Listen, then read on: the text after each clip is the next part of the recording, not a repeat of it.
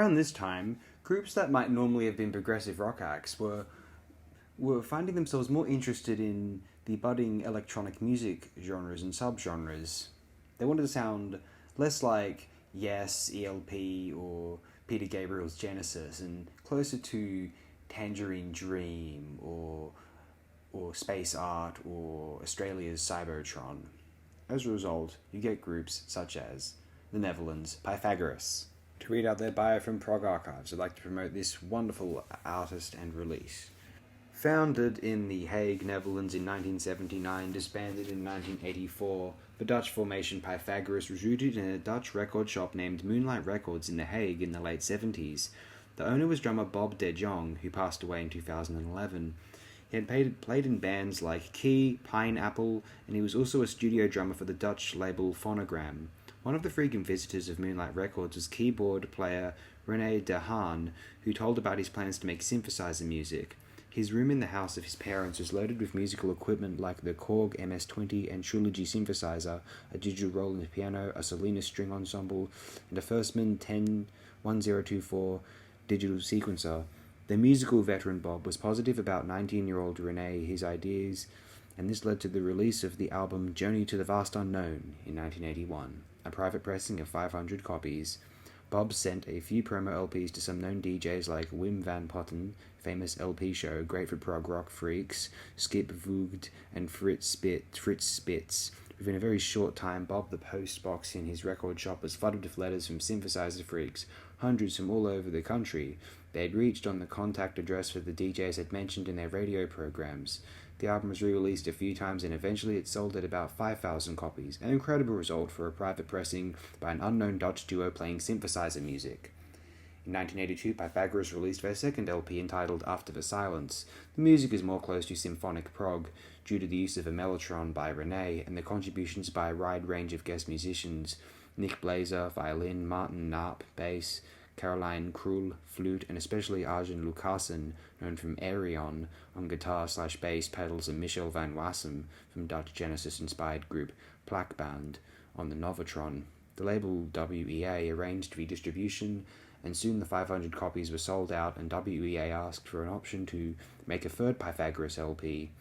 Unfortunately, this never happened, although Pythagoras performed a few times on stage, along with synthesizer player Pythagoras. The Pythagoras disbanded and Bob and René went their own way. René played with Cloud9 and then went to the Art Academy. He succeeded to become painter and graphic designer. He designed the covers for Dutch band Jaco. Between 1991 and 1996, he joined the band The Blue Man Can. The two albums by Pythagoras sound totally different but very tasteful. The first is cosmic-oriented synthesizer music, and the second is a wonderful blend of some spacey synthesizer and classical music with bombastic symphonic rock. The album features Arjen Lucassen, who later got fame with his Aerion project, delivering a Gilmorian guitar solo, and Michael van Wassem, Plakband and PBII, with some majestic mellotron eruptions. Both albums are still not available on CD. In 2011, the Dutch label Correlated Music decided to release 1983 to 1985 Pythagoras music in a vinyl collector's wet dream on a fold-out double LP size including 7, 10 and 12-inch vinyl and 2 CDs in a 500 copies Dutch limited edition. French prog rock label Musea released it as a double CD. About the music. The difference between this third effort and the other two is obvious. What a lot of variety and how adventurous and experimental. Like Jingle Jangle Jungle and All of the Answers, featuring lots of sound effects, and in Sonic Mayhem Sucker Punch and A Notion of Motion, Roller Coaster Daydream, the drum beat is tight and the keyboard sound pretty overwhelming. Many short tracks deliver sound collages. Remarkable is the fiery guitar work in songs of the final part of CD 2. In 2019, Pythagoras released the CD Live at Poultry presenting DNA, Ligia Walraven, featuring René de Haan, synthesizers and mellotron, Rob Boffoff, D. Rubber Custom Looper, Peter Wassenaar, bass guitar, former Galaxy Lin member, and Joshua Sampson, drums and percussion. This in order to celebrate the new website from a Dutch painter and sculptor, Ilja Walraven. In her exhibition room, the concert took place and was recorded. It is a live registration of the final 79 minutes of a free 5-hour concert.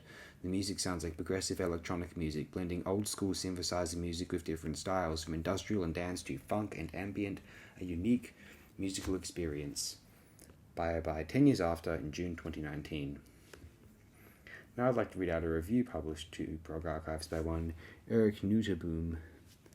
The story of this Dutch band from my hometown The Hague is both an incredible as a very personal one. Pythagoras was rooted in a Dutch record shop named Moonlight Records in The Hague in the late 70s. The owner was drummer Bob de Jong, and I was a regular visitor of his shop. Another frequent visitor of Moonlight Records was keyboard player René de Haan. I met him soon and he told me enthusiastically about his plans to make synthesizer music. Turned out that he lived only a few streets away from me, and eventually this led to a visit to his home by me. That music on Journey to the Vast Unknown is very melodic, often compelling and hypnotizing, featuring slow rhythms of a warm string ensemble sound, pleasant synthesizer flights, and slow but powerful drum beats. It reminds me of Klaus Schulze, his early work like Moondawn and Time Wind. Some tracks deliver nice work on sequences, choir, mellotron, and deep bass sounds evoking 74 to 77 Tangerine Dream. If you like cosmic-oriented synthesizer music, this LP, I hope it will be released on CD, is worth to check out. If you like the synthesizer and keyboard sounds from, say, 77 to 83, and want to enjoy it in a long-form sort of soundscape context, I think it will be easy to find a lot to enjoy in this Pythagoras album. This isn't an extremely well-known release as far as I know, and so I wanted to do my part in promoting its existence. So thanks again, my friends.